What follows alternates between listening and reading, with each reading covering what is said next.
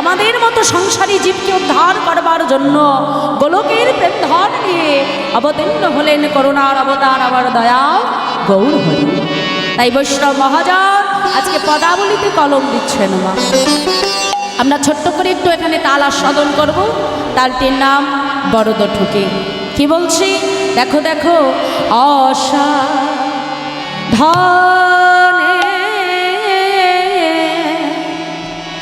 চিন্তা মনে আমার বিধি মিলায় আনে অসাধনে চিন্তা মনে বিধি মিলায় আমার গড়া বড় দয়ালো ও আমার গোরা বাটু দয়ালো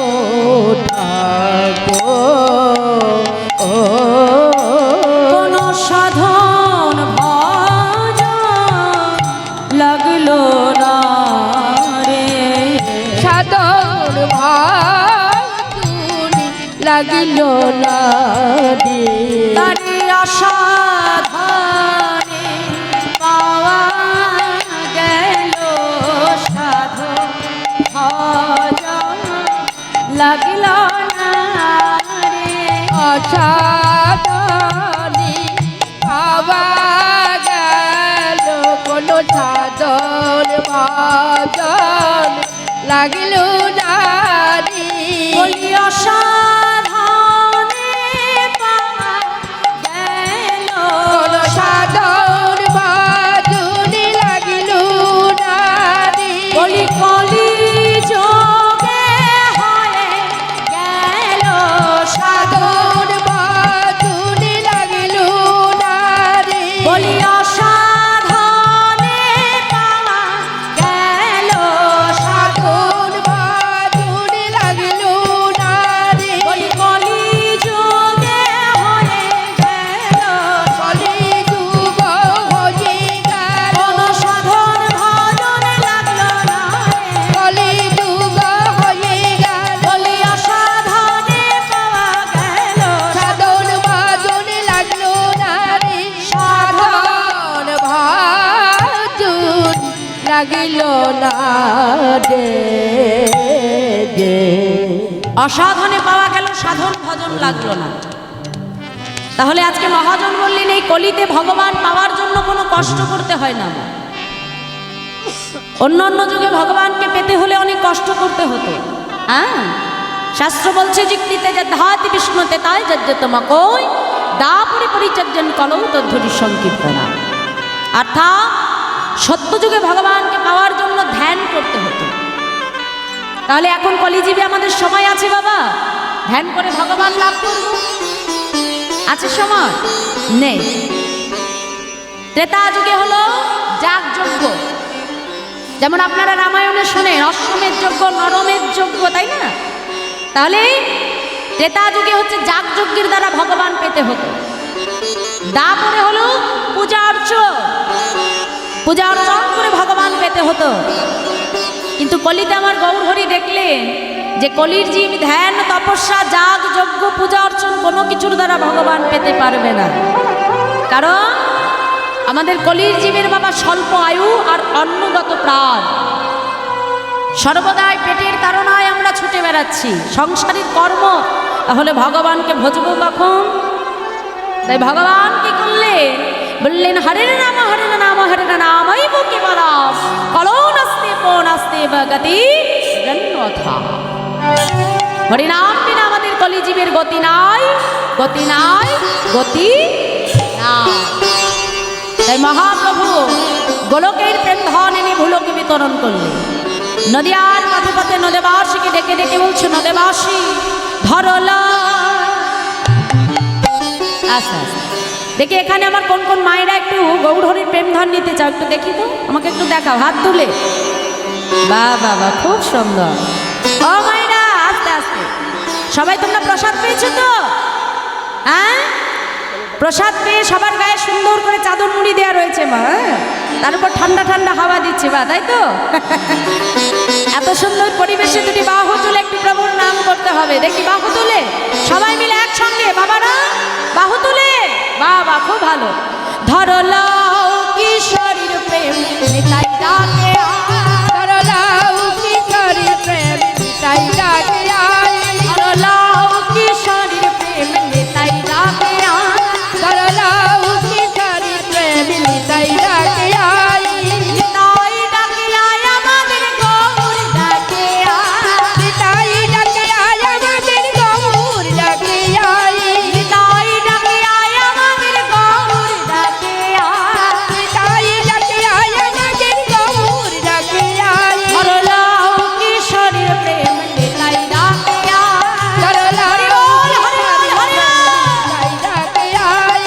ধরো লাও কিশোরীর প্রেম নিতাই ডাকে ধরো লাউ কিশোরীর প্রেম নিতাই ডাকে আয়।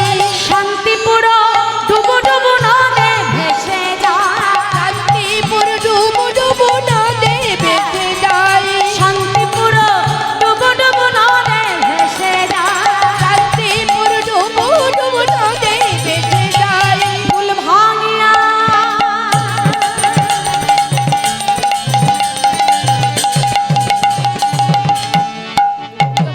ফুল ভাঙিয়া ঢেউ আসিয়া লাগলো গোড়ার গায়ে।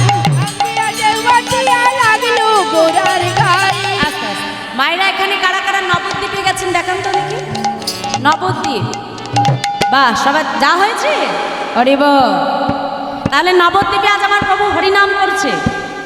তা সেই হরিনামের ধ্বনিতে সুরধ্বনি গঙ্গার জল পার ভেদ করে গৌর হরির অঙ্গে লাগছে। কেন? গৌর হরির অঙ্গ পরশ পাবে বলে। তাহলে এই মুহূর্তে আপনারা কোথায় বসে আছে? আপনাদের এই জায়গাটার কি নাম বাবা? হ্যাঁ, লোদাডিহি, তাই তো? লোদাডিহি, হ্যাঁ। তা আজকে এটা লোদাডিহি ডিহি আছে, কি হয়েছে? এই জায়গাটার কি নাম? নবদ্বীপ ধাম, বৃন্দাবন ধাম, কি তাই তো? হরিব। আজ আমার কমিটি দাদা ভাইরা এত সুন্দর করে আপনাদের জন্য কত সুন্দর বৃন্দাবন তৈরি করেছে, হ্যাঁ? তাই তো? বৃন্দাবনে যেতে হলে কি পয়সা খরচ করে ওখানে যেতে হয়? না গো মা, মনটা পরিষ্কার থাকলে, মনটা শুদ্ধ থাকলে যার যার নিজের স্থানে বৃন্দাবন তৈরি হয়ে যায়, তাই তো বাবা? শাস্ত্র বলছে যেদিন যেখানে হয় হরিনাম সংকীর্তন, আর সেখানে যদি হয় তোমাদের মতো সুমধুর ভক্ত সমাগম, আর যদি তাদের হয় এক মন, না হয় কবু আনমন, মানে আ কথা কু কথা নয়, সবার মন এক রাখতে হবে গৌর কথা শ্রবণ, তাই তো? তাহলে সেই তো নিত্য নবদ্বীপ, সেই তো মধুময় শ্রীরাম বৃন্দাবন নিতাই গৌর হরি। তাহলে আজ এটা বৃন্দাবন তৈরি হয়েছে তো মাইরা, জোরে বলো বাহ। এই তো মায়েরা এখানে উলুধ্বনি জানো? জানো সবাই? একটু দাও দেখি, আমি একটু শুনি। বাহ বাবা বাবা, খুব সুন্দর। ও মাইরা, এই মাঝে মাঝে তোমরা একটু উলুধ্বনি দেবে, আর আমার বাবারা সবাই মিলে একটু বাহুতলি জয়ধ্বনি দেবে, কি বাবা, তাই না? আরে তাহলেই তো যারা বাড়িতে বসে আছে মনে করবে মাঠে একটা কিছু হচ্ছে বাবা, তাই না? হ্যাঁ, চলো সবাই মিলে বাহু তুলে আমরা বলবো আজ এটা আমাদের লোদাডিহি নেই, বৃন্দাবন নবদ্বীপ ধাম, তাই তো? সবাই মিলে করতালি দিয়ে বলো আজ আমাদের শান্তিপুর ডুবু ডুবু নদে ভেসে যায়। হরি বল, হরি বল। ডুবু নদে ভেসে যায়। শান্তিপুর ডুবু ডুবু নদে ভেসে যায়। ডুবু ডুবু নদে ভেসে যায়। আজ ফুল ভাঙিয়া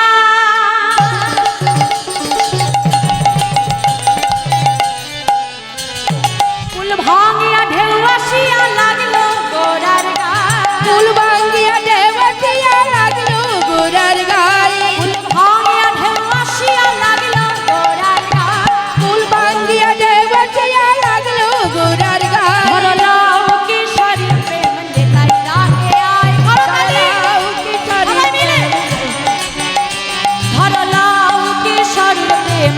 নিতাই ডাকে আয়। সরলাও কিশোরী প্রেম নিতাই ডাকে আয়। আজ নিতাই ডাকে আয় আমাদের গৌর ডাকে আয়। নিতাই ডাকে আয় আমাদের গৌর ডাকে আয়। আমার আস্তে আস্তে আজকে কি কে ডাকছে বাবা? কারা কারা ডাকছে? নিতাই গৌর, তাই তো? আমি ডাকছি? ডাকছি না তো? তাই জাগতিক জগতে কেউ যদি তোমাকে ডাকে বাবা, তা তার ডাকে সাড়া দিতে হলে আমরা কি করি? ধরুন আপনি হেঁটে যাচ্ছেন, আপনাকে দূর থেকে ডাকলো, আপনি কি বলবেন? এই দাদা রে! আমরা কি বলবো? হাত তুলে, তাই তো? হ্যাঁ, হাত তুলবো তো? তাহলে ভগবান ডাকছে, তাহলে ভগবানের ডাকে সাড়া দিতে হলে কি করতে হবে? এই বাহু তুলে আত্মসমর্পণ করতে হবে, তাই না? আত্মসমর্পণ না করলে কখনো ভগবান পাওয়া যায় না, তাই না? তা হরি বল দেখি, সবাই মিলে একটা আত্মসমর্পণ করুন একসঙ্গে। আজ নিতাই ডাকে আয় আমাদের গৌর ডাকে আয়। আয় আমাদের গৌর ডাকে আয়। নিতাই ডাকে আয় আমাদের গৌর ডাকে আয়। নিতাই ডাকে আয় আমাদের গৌর ডাকে আয়। হরলাও কিশোরীর প্রেম নিতাই ডাকে আয়। সরলাও কিশোরী প্রেম নিতাই ডাকে আয়। হরলাও কিশোরীর প্রেম নিতাই ডাকে আয়। সরলাও কিশোরী প্রেম নিতাই ডাকে আয়। হরলাও কিশোরীর প্রেম নিতাই ডাকে আয়। সরলাও কিশোরী প্রেম নিতাই ডাকে আয়। তাই আজ গোলকের সেই প্রেম ধন এনে নদিয়ার পথে পথে দুটি বাহ প্রসার করে ভাবনিধি গৌর হরি আমার ভুলোকে সেই প্রেম ধন বিতরণ করলে। তা এই যে আজ হরিনাম প্রভু বিতরণ করছে, এই যে তোমরা হরিনাম শুনতে বসেছো বাবা, এই এক হরিনামের দ্বারা আমার মহাপ্রভু বলল আমাদের জীবের সাত সাতটি উপকার হয়। কথাটা একটু মন দিয়ে শুনবেন। আমার মহাপ্রভু তিনি এত বড় দূরদর্শী ছিলেন যে আমাদের জন্য কোনো মোটা মোটা গ্রন্থ তিনি রচনা করে যায়নি। বদন থেকে শুধুমাত্র 8টি শ্লোক প্রভু বর্ণন করেছিলেন। আপনারা এখানে যারা শাস্ত্রজ্ঞ ভক্ত আছেন তারা জানেন, যার নামটি হলো বাবা শিক্ষাষ্টকম। তাই শিক্ষাষ্টকমের সর্বপ্রথম শ্লোকে আমার মহাপ্রভু বললেন, এই যে আপনারা আজকে হরিনাম শুনতে বসেছেন, আমরা যে রাতের পর রাত জেগে বিভিন্ন জায়গায় হরিনাম করছি, এবং আমার এই কমিটির দাদা ভাইরা যে এত সুন্দর হরিবাসরের আয়োজন করেছে, এই উভয়েরই এক হরিনাম শ্রবণ, হরিনাম কীর্তন এবং হরিনাম দান, এই উভয়েরই আজকে আমাদের এখানে দাঁড়িয়ে সাতটি উপকার একসঙ্গে হচ্ছে। কয়টি বললাম? মায়েরা জোরে বলো, কয়টি? হ্যাঁ, বাবারা কিন্তু রাগ করবেন না মায়েদের বলছি বলে, হ্যাঁ, কারণ মায়েরা যেখানে 4-5 জন এক জায়গায় থাকে সেখানে কি হয় জানেন তো? হরি বল। সংসারের গল্প চলে আসে মা। আজকে আমি অনেক দূর থেকে এসেছি, সেই বনগা থেকে, তোমাদের সঙ্গে গল্প করব বলে। হ্যাঁ, তাহলে আজকে বান্ধবীর সঙ্গে বান্ধবী আমার ভুলে যাও, পাশে মনে করবে আমার কেউ নেই, শুধু দিদি আর আমি। হ্যাঁ, হরি বল। তাহলে আজকে কয়টি উপকার বললো আমার মহাপ্রভু? 7টি।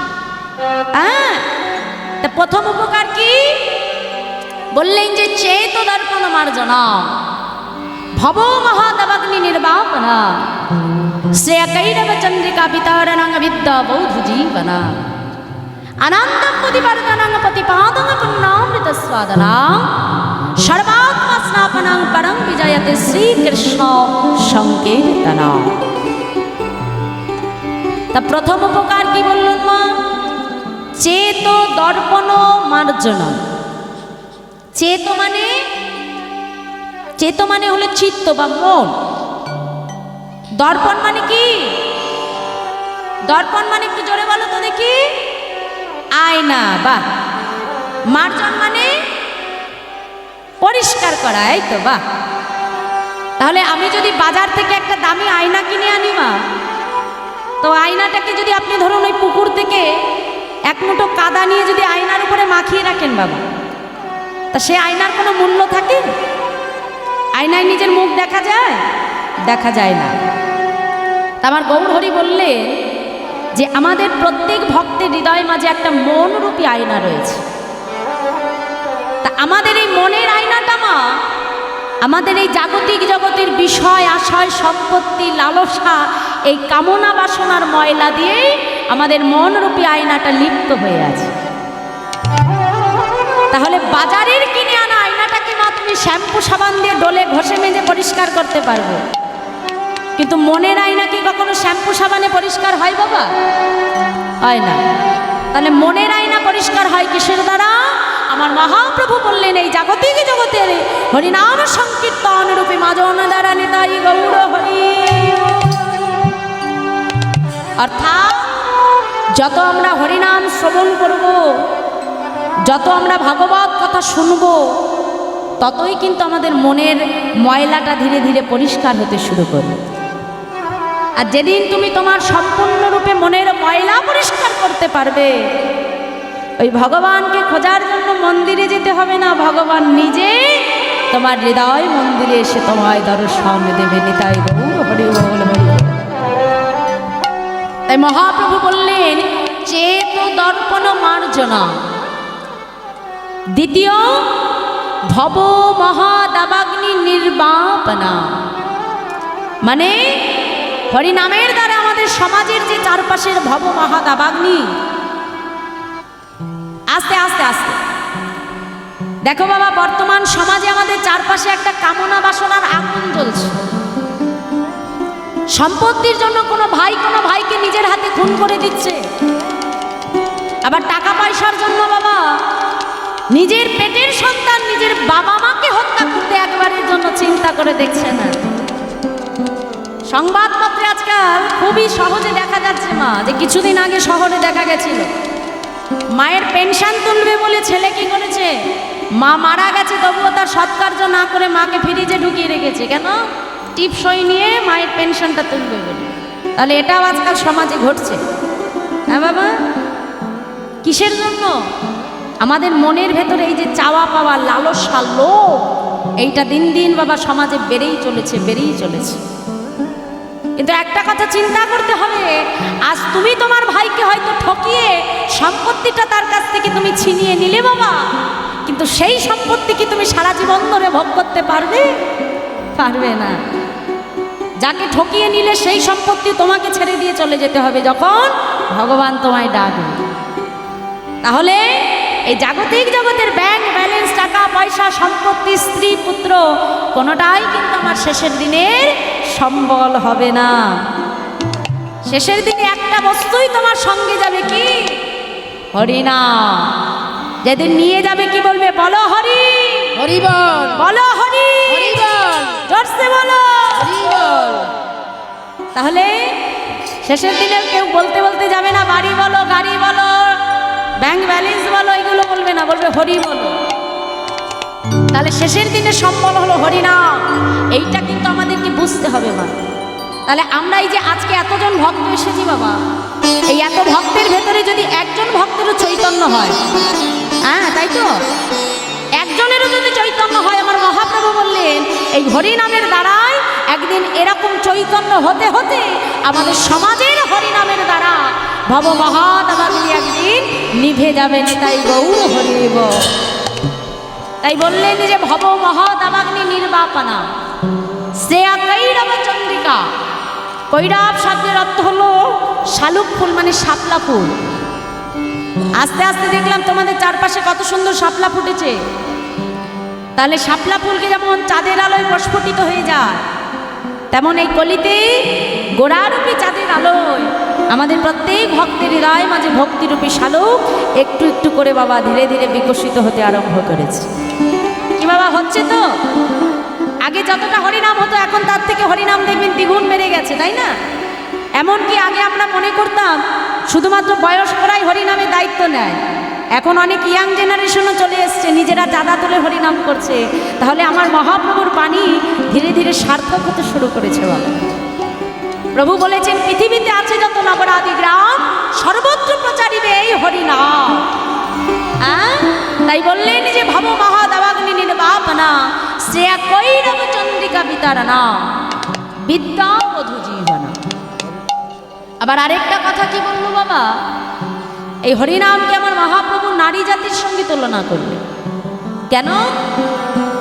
না নারী জাতি যেমন জগতে সবার সামনে আত্মপ্রকাশ করে না, ঠিক তেমনি মহাপ্রভু বললেন এ জগতে হরিনাম কিন্তু সবাই গ্রহণ করতেও পারে না। যেমন এই যে তোমাদের গ্রামে হরিনাম হচ্ছে মা, সবাই কি ঘর ছেড়ে এখানে এসেছে? আসেনি। তাহলে প্রভুর হরিনাম শ্রবণের জন্যও কিন্তু আমাদের কপালে সুকৃতি থাকা প্রয়োজন। আজ ভগবান চেয়েছে বলে তুমি এখানে বসে প্রভুর নাম শুনতে পারছো বাবা। ভগবান না চাইলে কি পারতাম বাবা? পারতাম না। আবার এই যে হরিনাম শুনতে বসেছি, শেষ পর্যন্ত সবটা শেষ করে আমরা সবাই থাকবো না এখানে, অর্ধেক দেখবো ওই ফাঁকা হয়ে যাবে, হ্যাঁ তাই না? তাহলে আমাকে হরিনাম শুনতে হলেও জানবেন ভগবানের কৃপার প্রয়োজন আছে। তাই বলল এ জগতে সবাই হরিনাম গ্রহণ করতে পারে না। তাই মহাপ্রভু হরিনামকে নারী জাতির সঙ্গে তুলনা করলেন। আনন্দম বুদ্ধিবর্ধন, অর্থাৎ হরিনামের প্রত্যেকটা পদে পদে শুধু আনন্দ আনন্দ আনন্দ। এ জগতে বাবা অনেক প্রকারের আনন্দ আছে। যেমন আমি কীর্তন গাইছি, আমার যেমন কীর্তন গানে আনন্দ। আমি কীর্তন গাইছি, আমি কীর্তন করে আমার আনন্দ হয়, তাই না? আবার কেউ দেখবেন ডান্স হাঙ্গামা নাচানাচি করে আনন্দ পাচ্ছে। আবার যারা অর্কেস্ট্রার তারা সিনেমার গান করে আনন্দ পাচ্ছে। একই গান কিন্তু বাবা, কিন্তু এক একজনের আনন্দটা কিন্তু জগতে এক এক রকম। হ্যাঁ, এই যে আমার ভাই খোল বাজায়, মৃদঙ্গ বাজাচ্ছে, তাহলে তার সেটাই আনন্দ। কেউ করতাল বাজিয়ে আনন্দ, তাহলে এক একজনের জগতে আনন্দটা এক এক রকম। তাই এত প্রকার আনন্দকে শ্রীমদ্ ভাগবতে তিনটি ভাগে বর্ণন করলেন, তিনটি ভাগে বিভক্ত করলেন। কি না, এক হলো সাত্ত্বিক আনন্দ, আর এক হলো রাজস্বিক আনন্দ, আর এক হলো তামসিক আনন্দ। তা সাত্ত্বিক আনন্দ কোনটা মা? এই যে তোমরা হরিনাম শুনছো, আমরা হরিনাম গাইছি, হরিনাম কীর্তন করছি, এইটা হলো সাত্ত্বিক আনন্দ। আপনারা এখানে কেউ একাদশী ব্রত করেন মা? তা যারা করেন তারা জানে সারাদিন উপবাস থেকে প্রভুর হরিনাম করছে, খোল করতাল নিয়ে নাম গাইছে, আবার রাত্রে নিশি যাপন করছে, সারাদিন উপবাসে রয়েছে মা, তবুও দেখেন হরিনাম গেয়ে চলেছে। তা তার কাছে যেয়ে যদি আপনি জিজ্ঞাসা করেন, হ্যাঁ গো বাবা এই যে তুমি হরিনাম করছো, এতে তোমার কি লাভ হচ্ছে, এতে তোমার কি হচ্ছে? বলছে এই হরিনাম করে আমার আনন্দ হচ্ছে। তা এই হলো তার আনন্দ বাবা। আবার এ জগতে এমন মানুষ আছে যার 4-5 তলা বাড়ি, সারাদিন এসি ঘরের মধ্যে থাকে, এসি গাড়ি চড়ে চারিদিকে ঘুরে বেড়ায়, পয়সা বিষয় আশায় ভোগ লালসায় ডুবে আছে। তা তাকে যে যদি জিজ্ঞাসা করে এই যে তুমি বড় বাড়িতে থাকছো, এসি গাড়িতে চড়ছো, এতে তোমার কি হচ্ছে? সে বলবে এতে আমার আনন্দ হচ্ছে। তাহলে এই আনন্দ হলো বাবা রাজস্বিক আনন্দ। আবার কারো দেখবেন বাবা যে এইসব কীর্তনও ভালো লাগে না, আবার ওই অত বড় বড় 4-5 তলা বাড়ি গাড়ি কিছুই ভালো লাগে না, তাই না? ওই সন্ধ্যা হলে যদি তার হাতে একটা বোতল ধরিয়ে দেওয়া যায় বাবা, সর্বনাশ। বোতল নিয়ে কোন নর্দমার পাশে যে উল্টে পড়ে থাকবে, দেখবেন কোনো হুঁশ থাকে না মা। স্ত্রী পুত্র কারোর কথা মনে থাকে না। তা তার কাছে যে যদি বলো, হ্যাঁ গো বাবা এই সন্ধ্যা হলেই একটা বোতল নিয়ে নর্দমার পাশে পড়ে ধুলো বালি গড়াগড়ি খেয়ে এই যে তুমি ডুবে থাকছো, তা এতে তোমার কি হচ্ছে? সে বলবে আমার বাবা এই বোতলে যে কি আনন্দ আছে সেটা তুমি আর না খেলে বুঝবে কি? হ্যাঁ, ও বোতল যে খেয়েছে সেই বুঝেছে বাবা, তাই না? তাহলে এটাও হলো জগতে আর এক প্রকার আনন্দ। তা এটা হলো তামসিক আনন্দ। তাহলে জগৎকে, জগতের আনন্দকে বাবা 3 ভাগে ভাগ করা হলো, সাত্ত্বিক, রাজস্বিক, তামসিক। 3 ভাগে আনন্দকে ভাগ করা হলো। তো আমার মহাপ্রভু বললেন এই হরিনামের দ্বারা আনন্দম বুদ্ধিবর্ধনা, অর্থাৎ প্রত্যেকটা পদে পদে আমরা শুধু আনন্দ আনন্দ আনন্দ পাই। এই যে হরিবাসনের মধ্যে তোমরা বসে আছো, এখানে কত আনন্দ, তাই না? দেখো সংসারে কোনো চিন্তা ভাবনা নেই। হ্যাঁ, স্ত্রী কি খাবে, পুত্র কি খাবে, কি কর্ম করতে হবে, কোনো চিন্তা নেই বাবা। এখানে বসে তোমরা হরিনাম শুনে আনন্দ পাচ্ছ, আমরা হরিনাম গিয়ে আনন্দ পাচ্ছি, তাই তো মা? তাই বললেন যে আনন্দম বুদ্ধিবর্ধনা প্রতিপাদং পুণ্যামৃতাস্বাদনং, অর্থাৎ হরিনামের প্রত্যেক পদে পদে পুণ্য অমৃতের সার। সর্বশেষ উপকার কি? সর্বাত্মা স্নাপনা। এই হরিনামের দ্বারা সর্ব আত্মার স্নান হয়ে যায়। তোমরা হরিনাম শুনছো, তোমাদের যেমন উপকার, আবার কেউ কেউ বাবা হয়তো কর্মের জন্য আসতে পারেনি, কিন্তু এই মাইকের আওয়াজে দূর থেকে হরিনাম শুনছে, তাহলে সে যে শুনছে এই শোনার ভেতরেও কিন্তু তার উপকার হয়ে যাচ্ছে। তাই আমার মহাপ্রভু বললেন, এ জগতে হরিনামের দ্বারা আমাদের এই সাত্বিক উপকার হয়ে যায়। তাই বললেন পরম বিজয়তে শ্রীকৃষ্ণ সংকীর্তন, অর্থাৎ এই সংকীর্তনের মধ্যে দিয়ে আমার মহাপ্রভু বললেন সংকীর্তনের পিতা আমাদের সাত্বিক উপকার হয়।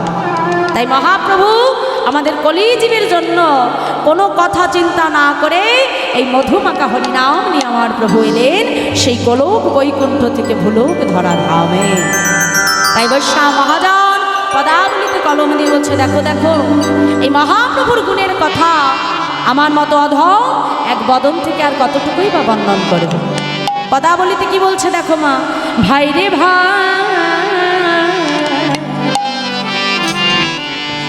আমার গৌরা গুণ কহনে না আমার গোরা গুণ কহনে না যায়। গৌরা গুণ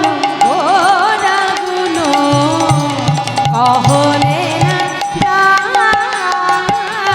আমার গোরা গুণ কহনে না যায়। কত শত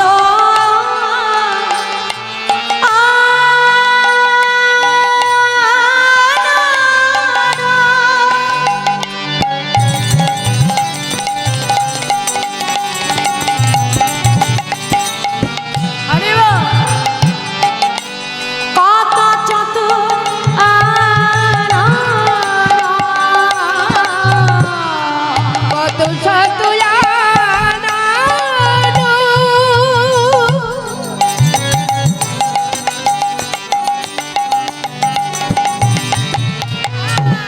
কত চতুরানো বরণিয়া বরণিয়া ওরে নাহি বারুনিয়া বারুনিয়া ওরে নাহি পাই। বলি চতুর মুখে যে না বলতে না রে, চতুর্মুখী যে না বলতে না রে, চতুর মুখে যে না বলতে না রে, চতুর্মুখী যে না বলতে না রে। আমি একবার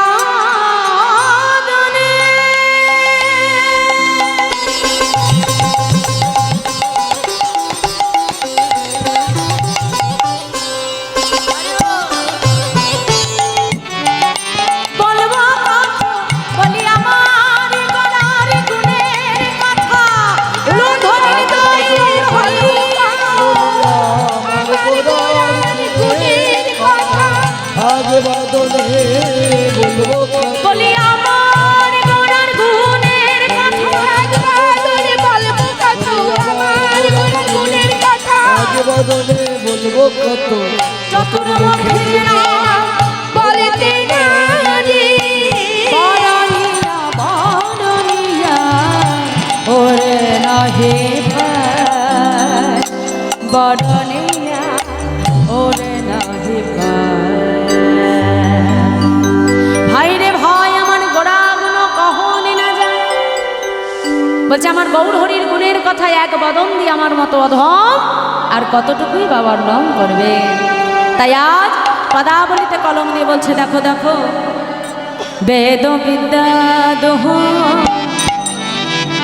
কিছু নাহি জানত, বেদ বিদ্যা দুহু কিছু নাহি জানত। সে যদি গো রঙ্গ করে সে যদি গৌরাঙ্গ করে সে যদি গো রঙ্গ করে আর সে যদি গৌরাঙ্গ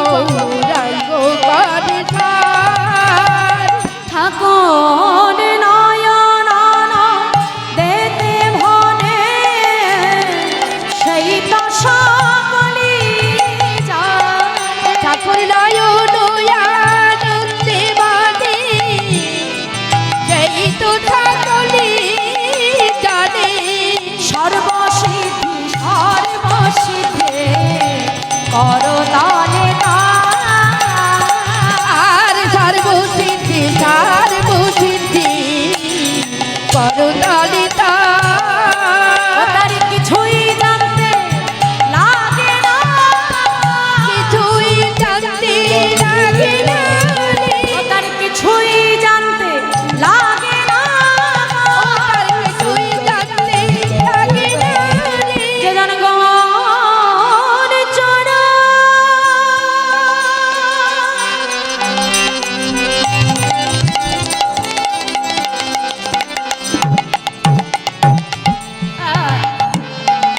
সর জেনেছে বলিয়ে সংসারকে অস্কার ভেবে গৌর ধনে নয় গৌর হরিণে চরণে সাজ করেছে সংসারকে আধার ভেবে গৌর সংসার করেছে। তাকে আধার ভেবে কিছুই জানতে লাগে না রে। সর্বসিদ্ধি সর্বসিদ্ধে করতলে সর্বসিদ্ধে করতলে